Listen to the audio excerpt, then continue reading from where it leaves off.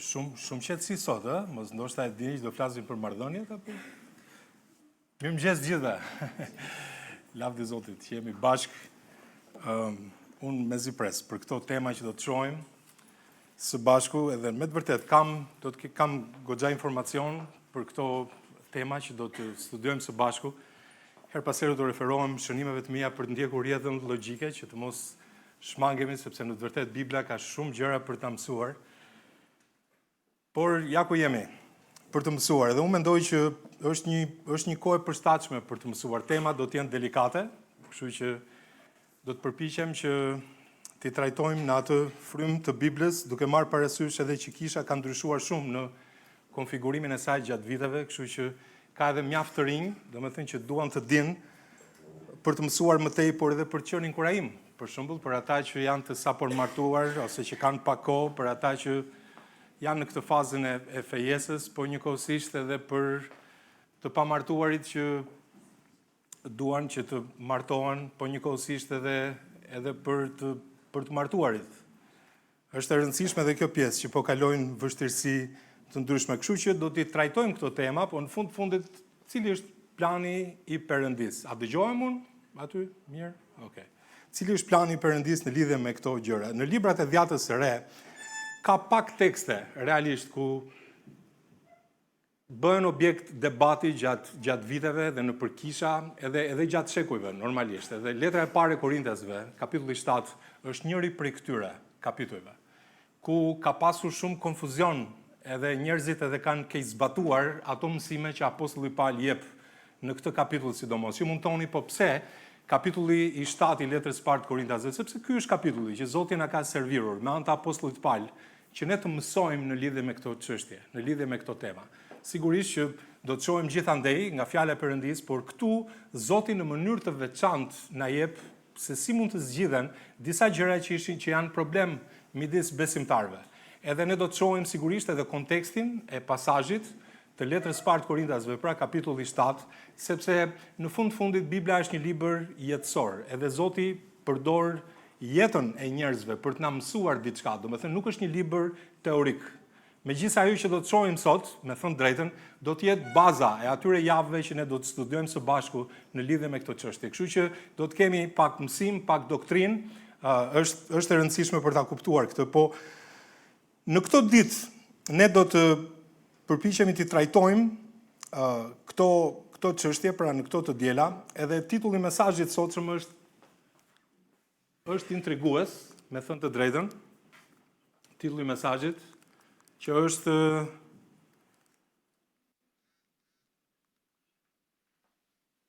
të martohesh apo jo. Shiko, si ta kesh qefin, dakor, si ta mendosh ti? Mund të çohemi tani ikim mbaroj. Jo, avash, prit. Po pse ky titull është intrigues, sepse po sikur të ishte një nga ato pyetje që Korintasit i kishin shtruar apostullit Paul. Le të lexojmë me vëmendje pasazhin. Nuk besoj që do kalojmë sot përtej vargut të parë. Dakor, por le ta lexojmë si pasazh, sepse dua që të shtrojmë bazat e këtyre temave që ne do të shohim së bashku. Letra e parë e Korintasve, kapitulli 7, fillojmë me vargun e parë. Por lidhur me ato që më shkruat, mirë është për njeriu të mos prek grua, por për shkak të kurvërimit, shikoni fjalët që përdor apostulli Paul, le të ketë secili gruan e vet dhe secila le të ketë burrin e vet. Gruas, burrit jap dashamirësinë e dur, por gjithashtu edhe gruaja burrit. Gruaja nuk ka pushtet mbi trupin e vet, por burri, gjithashtu burri nuk ka pushtet mbi trupin e vet, por gruaja.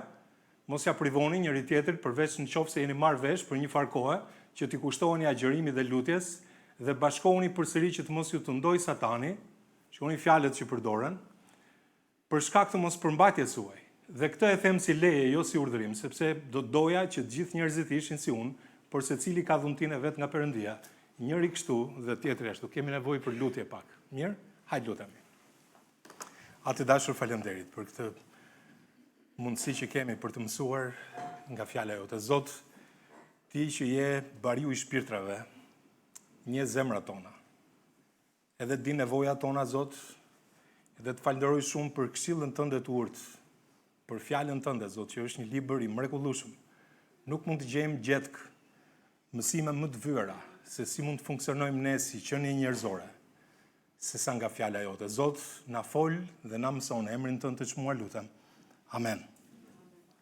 Duket që në vargjet e para, në fakt, të këtij pasazhi, i cili kur e lexon duket pak i rënd në terminologji edhe ja se çfarë do të thotë Zoti ose çfarë po përshkruan ai në këtë pasazh të shkrimit, por ai po trajton temën e të pamartuarve në vargjet e para. Po ta shikoni me vëmendje. Edhe në kontekstin e ngjarjeve që po zhvilloheshin në Korintin e atyre ditëve. Dakor? Le ta kuptojmë këtë nga ana historike sepse kjo është e rëndësishme. Tani termat që unë do të përdor sot do të jenë të kujdesshme. Kam parasysh audiencën, kështu që edhe gjinua të mos i kuptoj tamam, do të thënë tani gjinua është bërë konvencion në kulturën tonë, megjithëse mosha e tij është e vogël, realisht, ju e dini si quhet filmi që tani brezi i ri ndoshta nuk e di, nuk e ka parë, por ta dini që fjalët pa diskutim që do të jenë të certifikuara nga ana etike në mënyrë që pasazhi të përcillet me plotësinë e vet. Edhe këto tema gjatë javëve gjithashtu që do të shikojmë, sigurisht që do ta kemi këtë, do të jemi në safe zone, dakor, në zonë të sigurt, në këtë kuptim, në kontrast edhe me atë se me çfarë fjalori përballen sot brezat, në shoqëri edhe fëmijët. Kështu që ndihuni rehat sepse do t'i përshtatemi audiencës në mënyrën etike të mundshme. Dhe vetë Zoti e ka zgjedhur në fakt për ta përmendur kështu, për shembull thot prekje, apo jo, që aty nuk i referohet prekjes fizike, po është një mënyrë, është një fjalë më e lehtë për të kuptuar pikërisht atë intimitet bashkëshortor, afërsi fizike.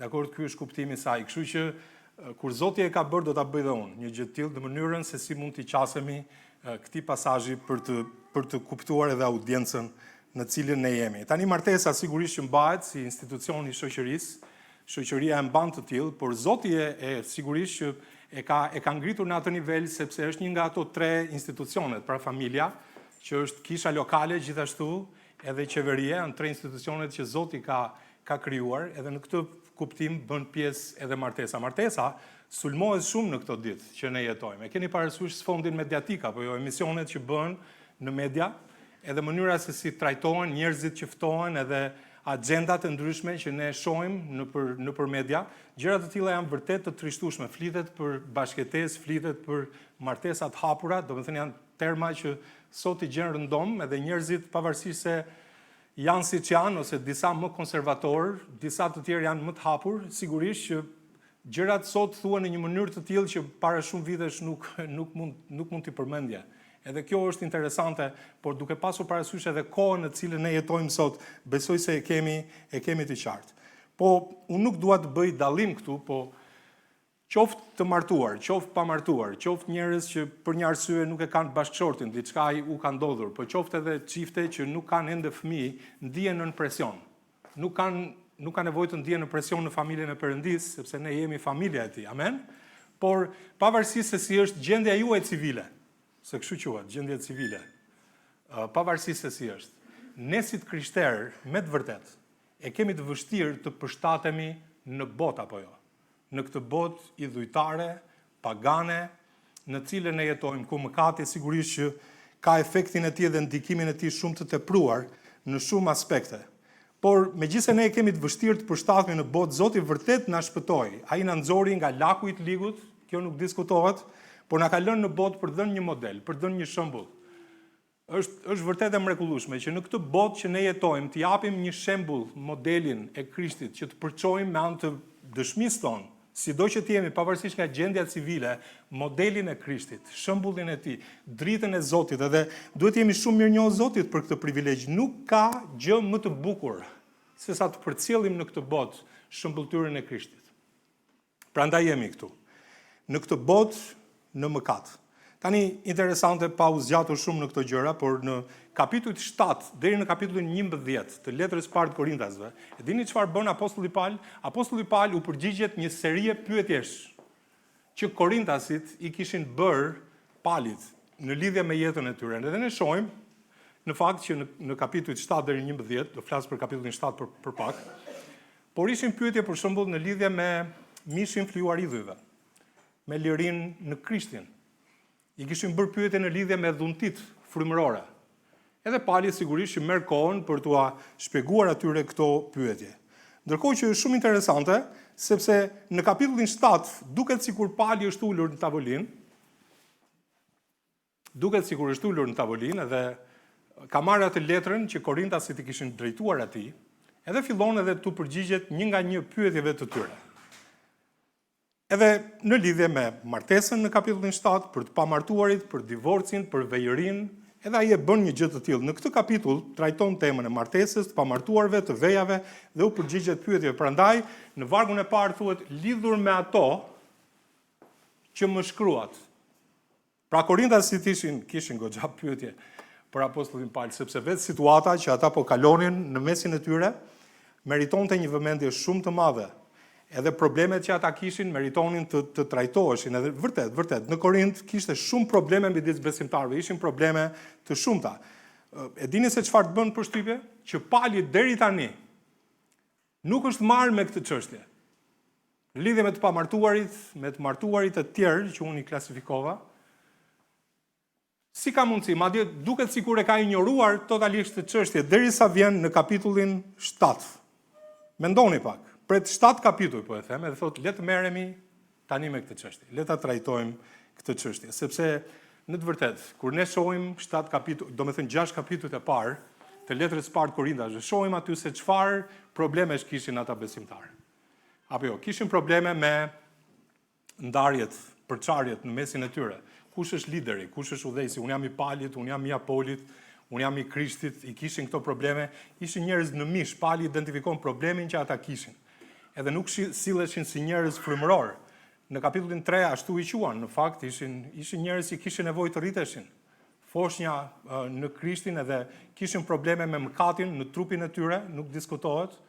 Në kapitullin 5 përshkruhet një situatë shumë e rëndë. Pali thot po dëgjoj që ka një kurvëri thot që është e rëndë të përmendet dhe ndër njerëzit pagan në botë, saqë një shkon me gruan e babait të vet, me njerkën, domethënë interesante, shikoni ku kishte shkuar situata, pra i kishin këto probleme ndikuar edhe nga mjedisi në Korintin e asaj kohe.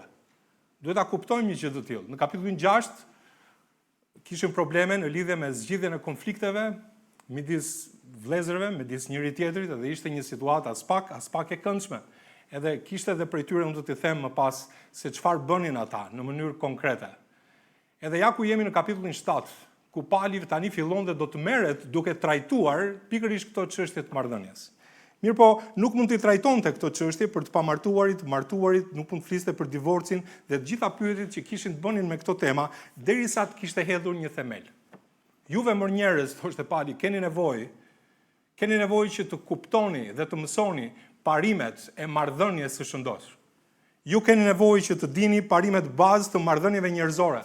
Ju keni nevojë që të njihni se kush është Zoti edhe më shumë, se si ju mund t'i ndërtoni këto marrëdhënie njerëzore. Ju keni nevojë që të mësoni se si të përballeni me mëkatin, se si të zgjidhni konfliktet që keni, se si të përballeni me mishin tuaj, me trupin tuaj. Ju keni nevojë të dini këto gjëra, edhe ata nuk ishin në gjendje të përballeshin me këto lloj çështjesh këtu. Sepse në të vërtetë nuk ka bazë për zgjidhjen e problemeve të tilla që trajton Pali në këtë kapitull, por edhe për çdo problem tjetër në fakt. Derisa të kuptojmë që së pari ne I përkasim Perëndis. Që ne jemi bi edhe bija të Perëndis, apo jo, të gjithë kisha e Tij. Nuk diskutohet. Të kuptojmë që ne kemi nevojë të pranojmë të vërtetën e Zotit, ta besojmë atë, ta jetojmë atë, të kapemi pas vlerave të Biblës, sepse është gjëja më e mirë, më e çmuar që mund të bëjmë. Bota ka vlerat e saj, ne kemi vlerat që Zoti na I ka dhënë. Duhet të pranojmë të vërtetën. Themeli, ky është themeli. Pranojmë të vërtetën, është baza, është baza e gjithçkaje. Përndryshe, është si të vësh një bende mbi kancer. A mund të shërohet? Do të thënë çfarë ke bërë? Edhe prandaj në kapitullin 7, ky është titulli që kam zgjedhur sot, sepse veti referohet vargut të parë edhe vargut të dytë, domethënë vargjeve të para, do të kuptojmë shumë qartë se çfarë bën apostulli Paul konkretisht me atë grup besimtarësh.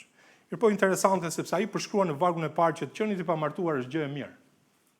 Le ta them atë që thot Pali fillimisht. Të qenit I pamartuar është një gjë e mirë. Mirë është për njeriu, thotë, të mos prek grua. Ju mund thoni pse e ka zgjedhur këtë lloj termi pali për të komunikuar me kishën në Korint, sepse ata e pyetën. Ata ja kishin bërë këto pyetje dhe pali duket si po I citon ata. Pra është mirë që njeriu të prek grua, do të thotë ky ishte fjalori që përdorni dhe pali citon atë që I shkruan dhe pali përgjigjet do t'i shohim, përgjigjet e palit një nga një në kontekst janë shumë të thjeshta për t'i kuptuar përgjigjet e palit. Ndoshta për ju që jeni vajza, gra, kur e lexoni këtë vargun e parë, duket sikur vërtet ndoshta ju bën përshtypje, ndoshta mund të qeshni, ndoshta dikujt I duket fyes, ofendues. Po ja, prandaj jemi këtu sot që të kuptojmë pak kontekstin. Ju kur të kuptoni kontekstin e këtij vargu, e këtij pasazhi, do të thoni prit se pali ka një arsye pse përmend një gjë të tillë. Edhe sigurisht që ka një kuptim mjaft veçantë mënyra se si Zoti e ka ndërtuar këtë pasazh, por le t'ju jap një hyrje historike për këtë pasazh të shkrimit dhe parimet e Biblës jepen përmes jetës, siç e thash, por është e rëndësishme të kuptojmë kontekstin edhe historik të pasazhit. Tani, në kohën kur pali po u shkruante besimtarëve, pra kishës në Korint, letrën e parë, ishte koha kur Perandoria Romake kishte zotrimin e saj një zonë shumë të gjerë, por edhe në Korintin e asaj kohe. Kështu që ligji romak prevalonte në sundimin e tij në të gjitha zonë, edhe mbulonte edhe marrëdhëniet në ligj ishin të përshkruara, edhe ekzistonin, si thuaç, 4 lloje të ndryshme lidhjesh martesore. Së pari ishte martesa e skleverëve, edhe kjo shihej disi me përbuzje ndër njerëzit që bënin pjesë në klasën e lartë apo në klasën fisnike, siç e quanin veten. Çfarë presupozonte kjo martesa midis skleverëve? Zotëria kishte të drejtë që të vendoste kush dhe me kë do të martohej. Interesante në atë kohë. Edhe nëse dikush do të ndaj, zotëria kishte tagrin që të vendoste me kë do të martohej ose nëse do të martohej ose jo, sklavi ose shërbëtori I tij. Sepse ishte vështirë situata martesore për skleverit në atë kohë. Madje më lejoni t'ju them që shumë nga të krishterët e asaj kohe ishin sklever, nuk bënin pjesë në shtresën e lartë të popullsisë, siç konsiderohej në atë kohë. Madje vetë në kapitullin 7, pali thotë je sklav, diku më tej apo jo. Presupozon që audienca, njëkohësisht edhe besimtarëve në kishën në Korint, ishin njerëz që ishin judenj, me prejardhje judaike, kishte njerëz me prejardhje greke, sigurisht sepse ishin grek, aty në mesin e tyre prozelit, kishte sklever, kishte edhe të lirë, ashtu siç përshkruhet konkretisht edhe në kapitullin 7. Një tjetër martesë ishte martesa e zakonshme, që ishte si rregull në ligjin e kohës, që kur dikush bashkëjetonte me dikë më shumë se sa 1 vit, atëherë martesa e tij konsiderohej legale. Martesa tjetër ishte disi e çuditshme. Kjo është martesë tjetër, kur jati vajzës, ja shiste vajzën dikujt që ofronte një çmim më të lartë. Po, kështu ishte. Ja shiste kujt të donte. Edhe lloji tjetër I martesës ishte martesa e klasës së lartë apo e patrikanëve. Nëse mund të përdor këtë term, të fisnikëve. Edhe sigurisht që kjo ishte si një shërbes, si një martesë, domethënë si një shërbes martese e sotme, po e quaj edhe Kisha Katolike Romake gjatë shekujve ka adoptuar këtë praktik me njerëz të niveleve të larta të shoqërisë, duke ofruar atyre këtë lloj shërbimi ceremonial në martesë. Po edhe divorci ishte shumë I zakonshëm në atë kohë. Deri 20 herë, për shembull, ju duket e çuditshme.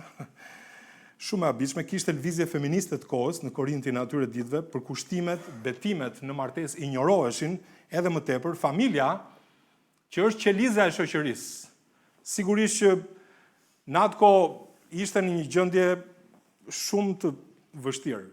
E them këtë gjë sepse nëse do t'i referohemi kontekstit kohës, kjo ishte edhe arsyeja.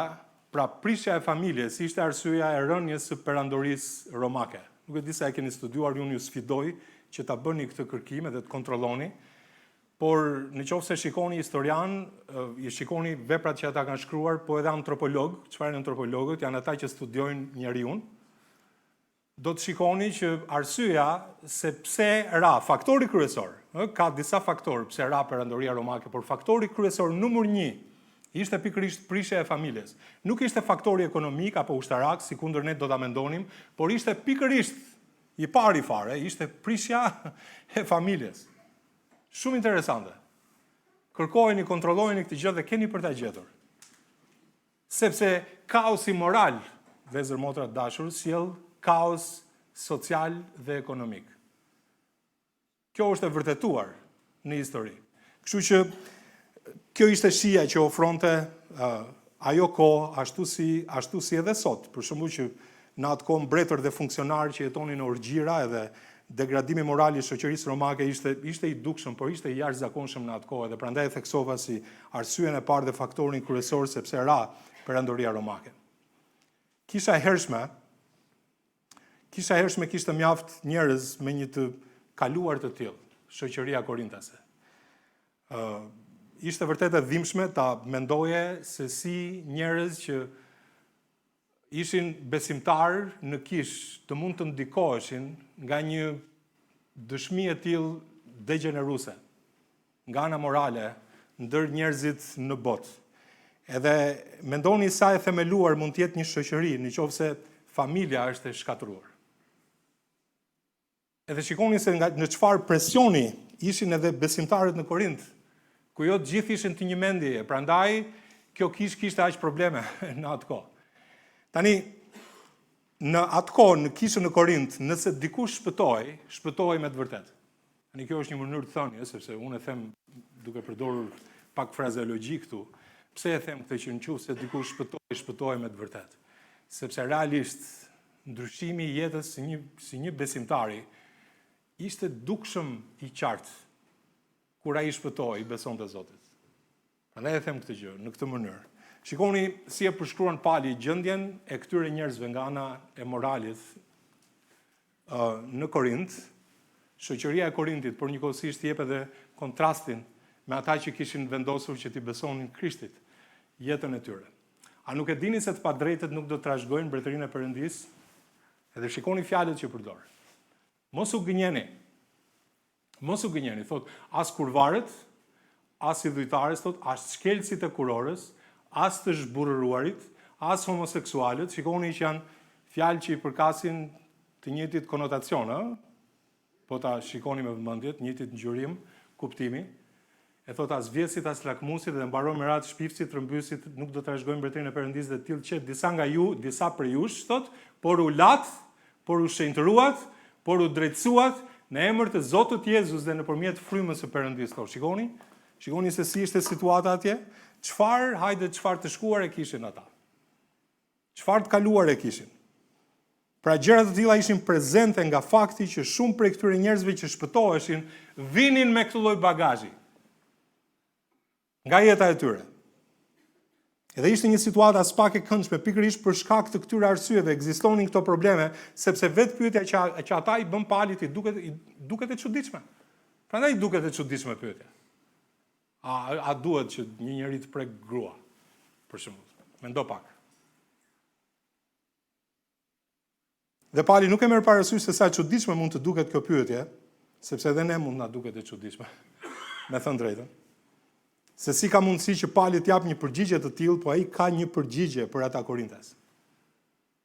Edhe unë e përmend këtë duke u nisur edhe historisë, por duke qenë se në këtë shoqëri të korintianizuar. Kështu quheshin ata që kishin një sjellje, një ecje, një jetë të tillë, shoqëri e korintianizuar, i bëjnë një pyetje apostullit Pali, a është mirë për njeriu që të mos martohet? Edhe Pali thotë, është gjë e mirë, për sa kohë mund ta ruash veten të pastër, sepse kjo thuhet në vargun 2, por ne vetëm në vargun e parë do shohim sot. Për sa kohë mund ta ruash veten të pastër. Ju e keni pasazhin aty? Jo, se keni pasazhin.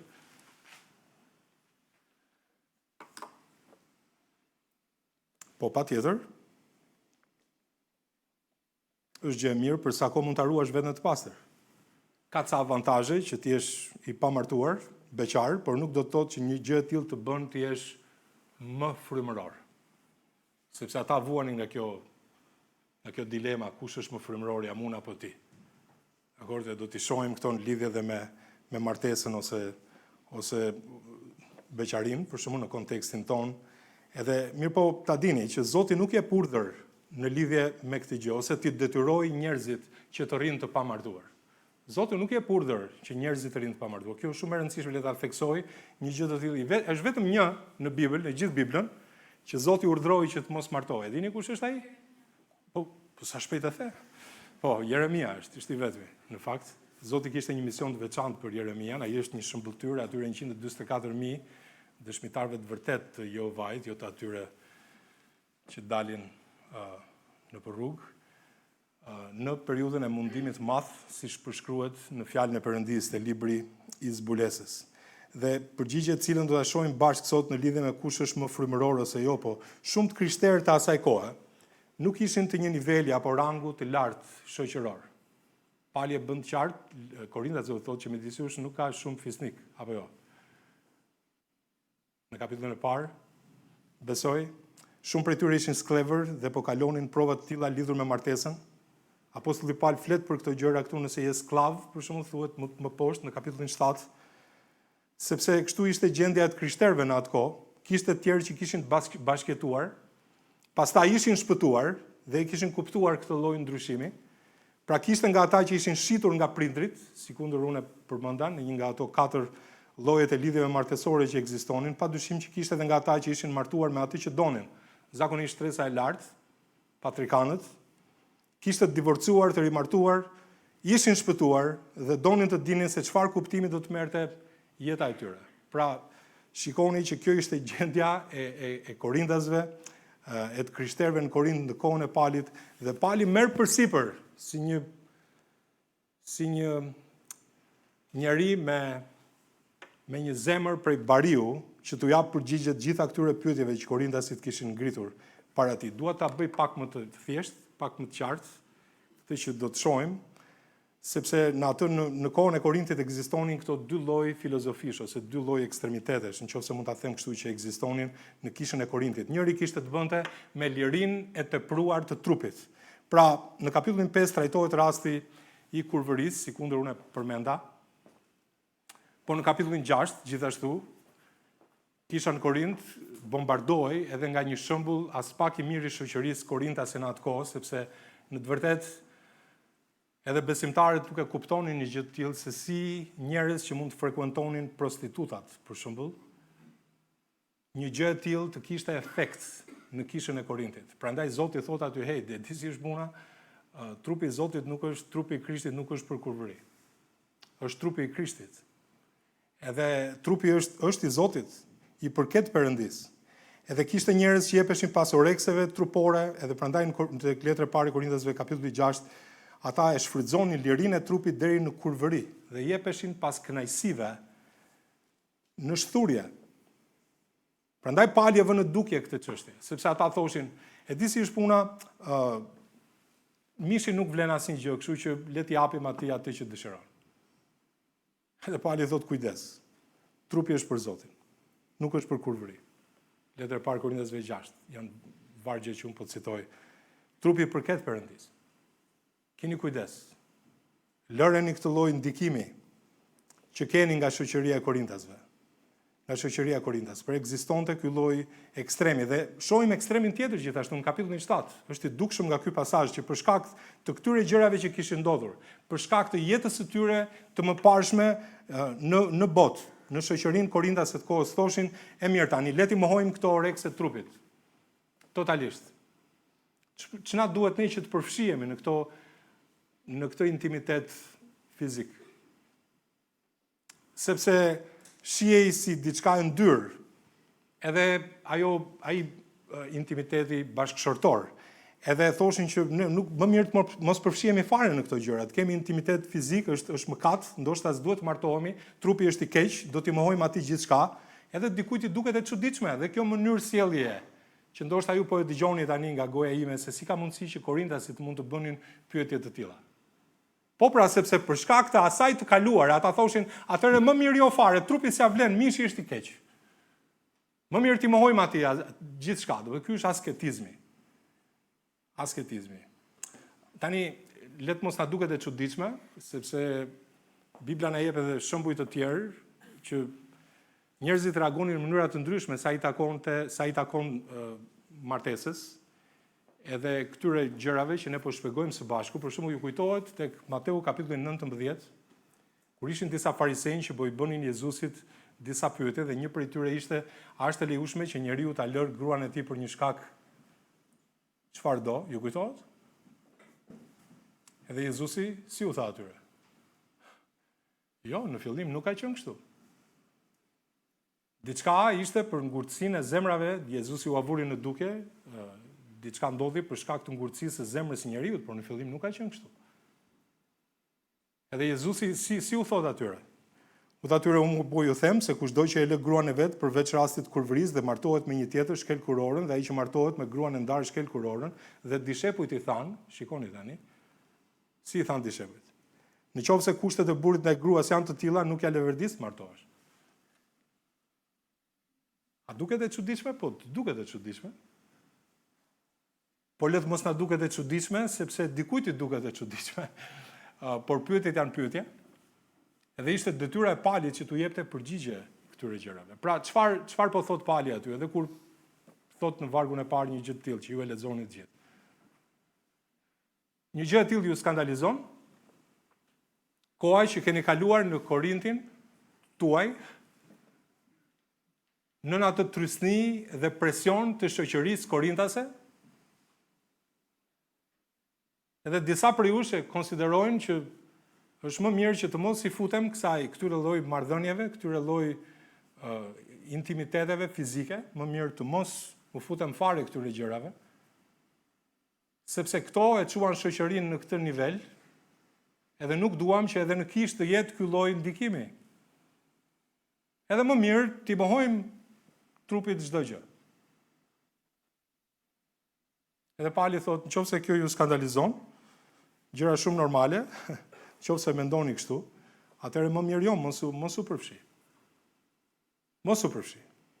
Pra duhet ta kuptojmë kontekstin e kësaj letre dhe të këtij pasazhi në mënyrë që të mos na vi për të qeshur kur lexojmë një pyetje të tillë, ose të mos na duket ofenduese, dikujt mund t'i duket ofenduese, sepse një pyetje të tillë është shumë reale në jetën e atyre njerëzve dhe padyshim që meritonte një përgjigje. Pra, disa ishin shpëtuar nga ky realitet i Korintit, unë nuk dua të kaloj në përsëritje, por mendoj që ja vlen që ta kuptojmë. E dikush thoshte jam i pamartuar, a duhet të martohem? Afërsia intime në të kaluarën time, intimiteti në Korint ishte vetëm ndyrësi, siç ka ndodhur me jetën time, thoshte, dhe në lidhje me kurvërin, a janë të këqija marrëdhëniet bashkëqortore, edhe tani pasi jam shpëtuar? Sepse disa e konsideronin mëkat edhe brenda martesës. Deri këtu kishte shkuar puna. Prandaj lexojmë ato vargje më tej që Pali po i shpjegon. Prandaj është i rëndësishëm konteksti i letrës, duke kuptuar situatën e atyre njerëzve në kishën në Korint.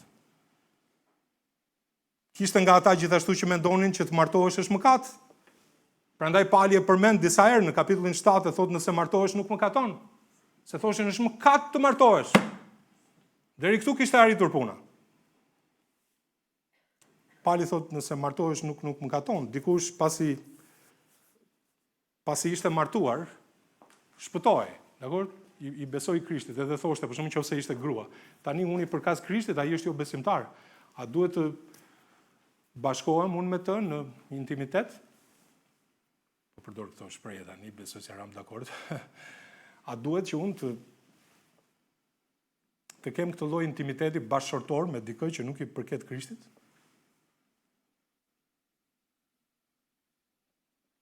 Kishte shumë konfuzion në këtë kishë, që ne se kemi sot. Situata kishte shkuar në një nivel të tillë. Edhe Pali e kishte përgjigje. Edhe Pali u dha përgjigje. Okej, tha të qëndrosh i pamartuar është gjë e mirë. Edhe në lidhje me fjalën prek, ta dini që ka lidhje me afërsinë bashkëshortore, trupore, midis një burri dhe një gruaje, nëse doni një referencë biblike, si dy dëshmitar, mund ta mbani shënim, Fjalët e Urta, kapitulli 6 dhe vargu 29, nëse doni ta shënoni ose ta shikoni. Por ti je i pamartuar, beqar, është një gjë e mirë për sa kohë ruan veten të pastër. Vargu 2. Por është gjë e mirë në fakt. Pra, si koncept, le ta shpjegoj këtë gjë tani, megjithëse mund ta kisha thënë edhe më përpara, martesa nuk është ceremoni që bëhet në kishë. Martesa nuk është celebrim që bëhet në bashki. Dakor, që merret një certifikat martese. Martesa në sytë e Zotit është kjo që do t'ju them tani. Zoti e institucionalizoi martesën tek Zanafilla kapitulli 2. Ju kujtohet ai vargu që thot njeriu do të lërë nënën dhe baban e tij dhe do të bashkohet me gruan e tij dhe të dy do të jenë një mish i vetëm. Kjo është martesa. Martesa është bashkimi intim midis burrit edhe gruas, një mish i vetëm. Prandaj në Bibël thuhet e Hebrejt kapitulli 13 që shtrati martesor, përmend shtrati interesant, jeti pa përlyer. Shikoni me çfarë terminologjie flet Bibla, që edhe dikush që e lexon Biblën është në moshë pak më të vogël, nëse se kupton kur të vi koha do ta kuptoj. Por kjo është martesa në sytë e Zotit. Nuk është ajo që ne bëjmë në kish. Lavdi Zotit për ceremonitë që bëjmë këtu, sepse shërbejnë si një shembull, përcjellim një lloj modeli pastërtie, si një shëmbulltyr e Krishtit me kishën, apo jo? Edhe se si një martesë mund të funksionojë dhe ndajmë dhe ungjillin. Amen? Sa mirë, kjo është një gjë shumë e mirë, por në sytë e Zotit martesën ju a thash. Zanafilla kapitulli 2 e bën të qartë një gjë e tillë. Tek vargu i parë në pasazhin tonë, në kontekstin e gjithçkaje që kemi parë, domethënë është mirë për njeriu të mos hyjë në këtë lloj lidhje, është përgjigja që Pali po u jep atyre njerëzve që ishin të tmerruar në fakt për situatën që kishin kaluar në Korint. Edhe për atë le të them të kaluar që kishin pasur edhe se si ishin ndikuar njëkohësisht duke dëgjuar të tjerët që e kishin përdorur këto lloj lidhjesh për kurvëri. Edhe prandaj në vargun 2, shikoni aty që nuk do ta shikojmë sot, Pali referohet këtij shembulli në kontekst. Sepse situata ishte as pak e mirë midis tyre. Por pa kuptuar kontekstin, ne do të na duken të çuditshme gjërat që lexojmë apo i studiojmë në këtë kapitull. Prandaj u ndala, sepse përndryshe nuk do t'i kuptonim ashtu siç duhet, edhe do të na dukeshin si jashtë realitetit, sa i takon kohës tonë. Po Pali nuk po vendos një ligj këtu, kjo është shumë e rëndësishme. Vërtet thotë që është gjë e mirë të jesh i pamartuar, patjetër, por nuk po vendos një ligj. Prandaj në vargun 6 thotë, dhe këtë e them si leje, jo si urdhërim, ja ku e keni edhe këtu, në vargun 6. E them si leje dhe jo si urdhërim. Ja e çojmë këtu ku ishte. Sepse ndryshe martesa do të konsiderohet diçka e keqe. Jemi të qartë? Pali është shumë i kujdesshëm me fjalët që shkruan. Nuk po thotë gjithashtu që s'duhet të jesh i pamartuar, nuk po e thotë një gjë të tillë, sepse të jesh i pamartuar nuk e thotë që të jesh i pamartuar është keq apo se një njeri i tillë është më i mirë se sa dikush që është i martuar. Nuk po e thotë një gjë të tillë, pra është e rëndësishme ta kapim këtu. Nuk do të thotë që një që është i pamartuar është më frymëror se sa ai që është i martuar. Thjesht është një përgjigje e pyetjes tyre, sepse ata mendonin që je më frymëror nëse do të jesh i pamartuar. Edhe ai po thotë unë s'po ju a them si urdhërim nga Zoti. Nëse do të rish ashtu, shumë mirë. Në fakt ka ca avantazhe të jesh i pamartuar. Të jesh i pamartuar lejon fokus. Fokusohesh. Nuk do të thotë që je më i shenjtë se sa një që është i martuar, ë? Kemi parasysh këto gjëra, duhet kemi shumë kujdes, po ka sigurisht ca avantazhe, por nuk është urdhër që dikush duhet të rri i pamartuar. Prandaj Pali është i kujdesshëm që të shpreh dhe nuk dua dhe mua të më keq kuptoni në lidhje me këtë gjë. Po ai u thot besimtarëve në Korint që unë do t'ju flas me detaje për këtë çështje dhe Pali është i qartë, shpjegon me shumë detaje. Prandaj kur lexojmë këtë vargun këtu tek letra e parë Korintasve kapitulli 7 dhe vargu 4, vargu i parë, kritik të ndryshëm të Biblës thonë që është e dukshme që Pali është kundër martesës. Sepse ai vetë në vargun 7 të po këtij pasazhi, prandaj u lash gjithë pasazhin përpara syve. Thotë që sepse do doja që të gjithë njerëzit të ishin si unë. Pali ishte i pamartuar. në kohën kur ka shkruar letrën e parë të Korintësve, edhe thot, por secili ka dhuntinë e vet, nuk e di a e lexojnë dhe këtë fjalën tjetër ata që e kritikojnë Palin. Thot, por secili ka dhuntinë e vet nga Perëndia, njëri kështu dhe tjetri ashtu. Por sigurisht që Pali nuk ishte kundër martesës, Pali nuk ishte mizogjen, kundër grave, në mënyrë as pak, duhet të kemi kujdes, prandaj konteksti është shumë i rëndësishëm që ne po shohim sot. Sepse një pasazh i tillë, ta dini, është keq interpretuar, është keq zbatuar shumë në krishtërim. Por konteksti është shumë i rëndësishëm. Edhe Pali këtu nuk është kundër martesës.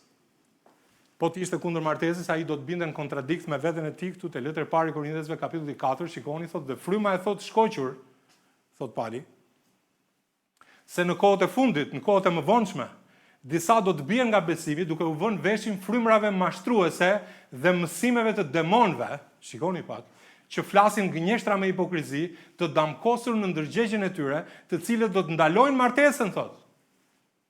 E mirë, ato tjera të lexojnë vetë, po, deri këtu, të cilët do të ndalojnë martesën. Kjo nuk është fryma nga Zoti. Jemi të qartë? Kështu që Pali nuk po thotë që, hey, të martohesh është mëkat, siç thoshin Korintasit, për shkak që i kishin shkruar letër Palit. Ne s'duhet përshihemi fare në këto gjëra tani. Këto lloj intimitetesh fizike janë të ndyra. Madje paragjykonin edhe ata që ishin të pamartuar, sikundër të ta shohim.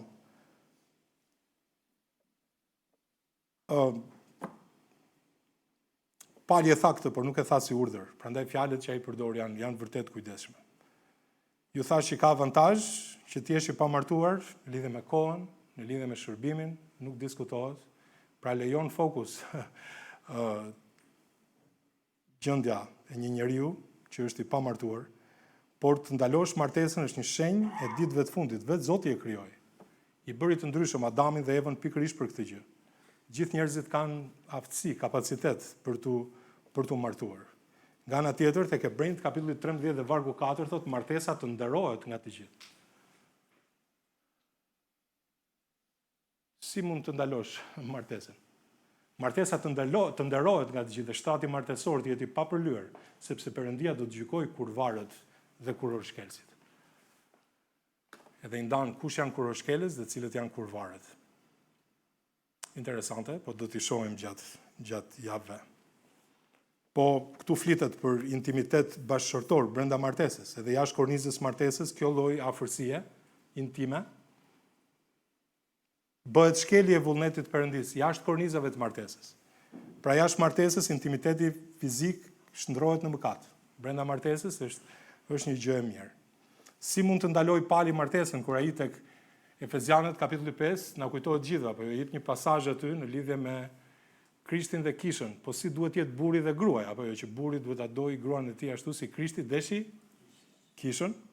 Do të thotë ja jemi të qartë me këto gjëra sepse ky është një lloj ekuilibri delikat. Atëherë çfarë po thot në vargun e parë? Po thot atë që po thot Pali, të cilin kemi gjithë të kohë që po e shpjegojmë. Por letra e parë Korintësve 7, le t'ju a them edhe një herë. Nuk është manuali i martesës. Jo, nëse doni manual të martesës, keni gjithë Biblën nga fillimi në fund. Po çfarë është letra e parë Korintësve 7? Po u përgjigjet pyetjeve të Korintësve në lidhje me këtë çështje.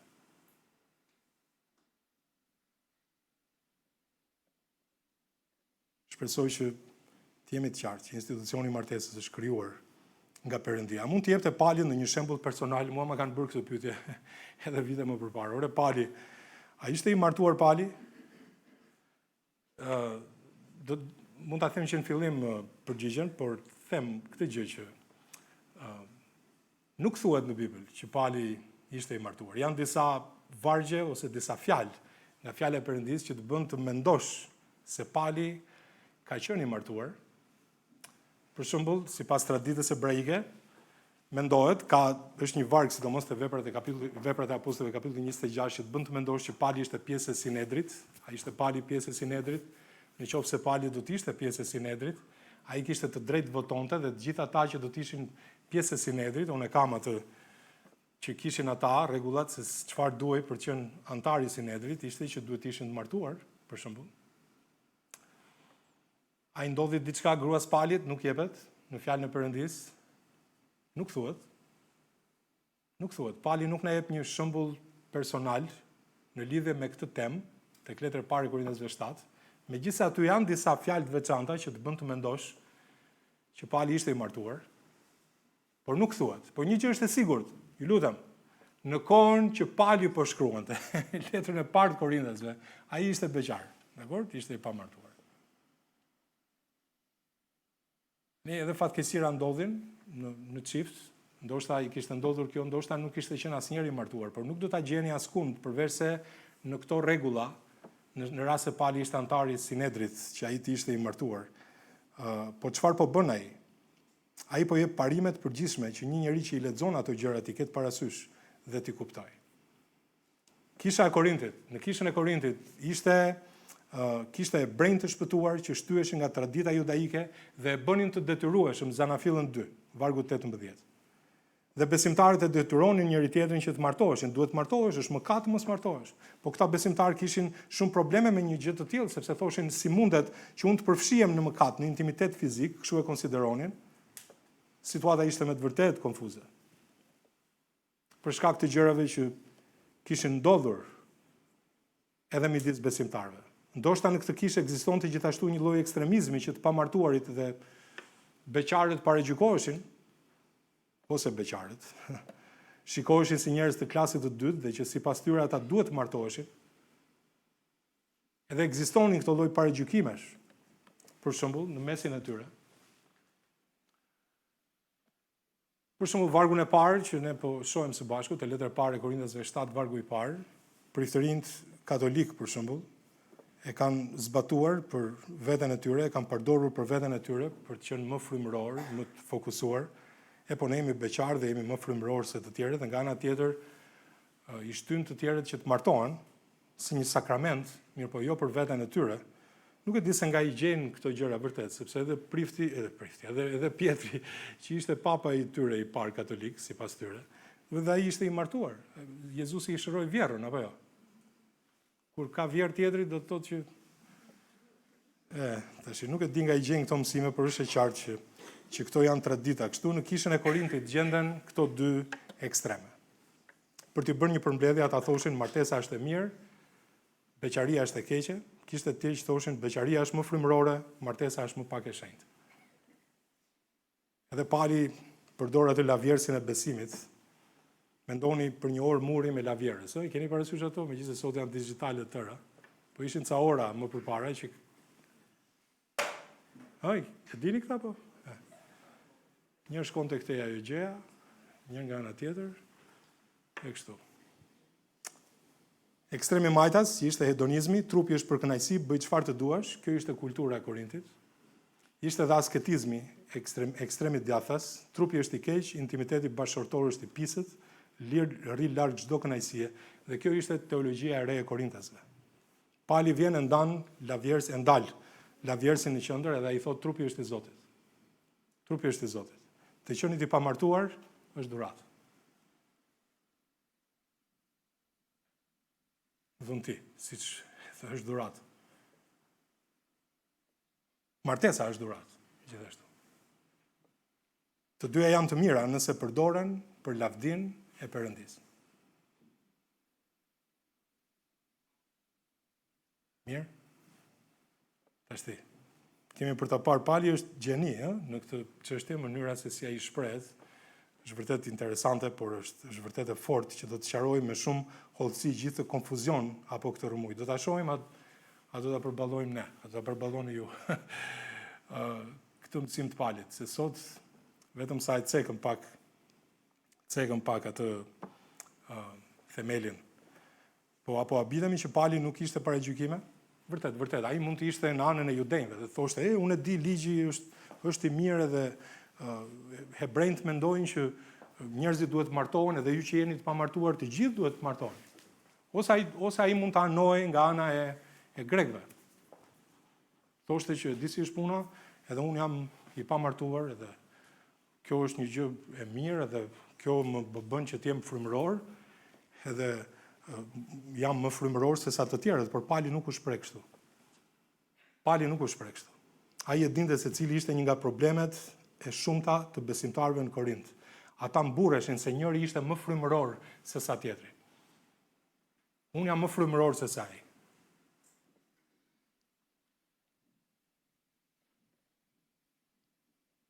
Por është çështje karakteri, çështje jete, çështje vendimi kjo. Edhe asnjëherë nuk e gjeni Pali në Bibël që thotë që një njeri nuk duhet martohet. Tani ai thotë mirë është për njeriu që të jetë i pamartuar, do të shohim në kontekstin më pas, sepse këto janë të lidhura. Mesazhi i sotshëm nuk ishte pika, siç e shikoni, sepse pika do t'i kemi javën tjetër. Okej? Edhe do t'i shohim ato parime në lidhje me këtë çështje. Kështu që janë të lidhura. Ka pastorë që këshillojnë njerëzit në këto fusha, duhet të ndjekin shembullin e Palit. Jo të ndërhyjnë me eksperiencat e tyre për të penguar martesën ose për të inkurajuar martesën. Duhet të kenë kujdes. Edhe pastorët. Nuk të bën më frymëror fakti që i pamartuar, por as edhe e kundërta. Është çështje karakteri, është çështje jete, është çështje përkushtimi.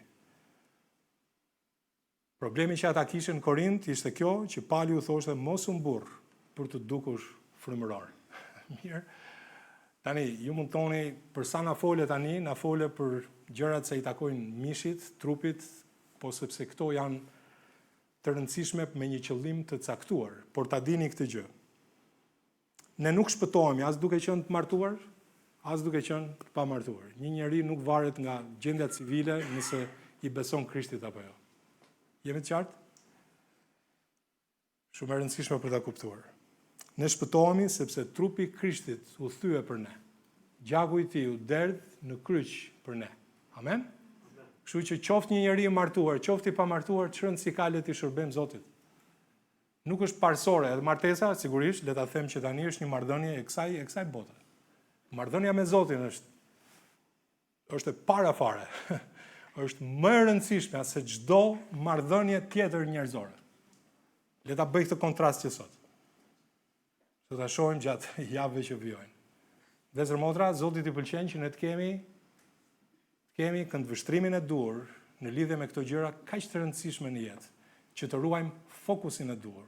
E do ta shohim Palin se ku përqendrohet ai, pavarësisht se kjo ishte një hyrje sa i takon fushës së marrëdhënieve, që ne do të shohim gjatë javëve që vijojnë. Le të ulim kokën gjithë, dhe lutemi.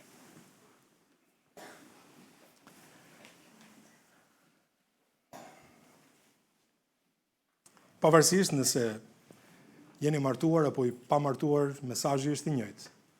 Ne nuk i përkasim vetes son. Ne jemi blerë me një çmim. Përdoreni lirin tuaj në martesë ose vetëpërmbajtjen tuaj në beqari për të ndaruar atë që ju deshi i pari. Zot, faleminderit për hirin tënd edhe na ruaj nga shfrenimi i botës, na ndihmo të shohim gjendjen tonë aktuale. Pavarësisht situatës që gjendemi, të martuar ose jo, por le ta shohim gjithçka si një dhuratë për t'u përdorur për lavdin tënde. Zot, na përdor që jeta jonë të jetë shembulli i dur në botë. Faleminderit o Atë për fjalën tënde sepse qartëson çdo lloj mjegullnaje. Edhe Zot, ne e dim që ti dëshiron të ndërtosh bijtë edhe bijat e tu. Faleminderit Zot që na ke dhënë mundësi që ta njohim të vërtetën tënde. Ta studiojmë të vërtetën tënde. Ta jetojmë të vërtetën tënde, Zot. Edhe që jeta jonë të jetë një dritë për lavdin tënde gjithashtu. Faleminderit për këto gjëra të vyera nga fjala jote, Zot, me shumë përullësi.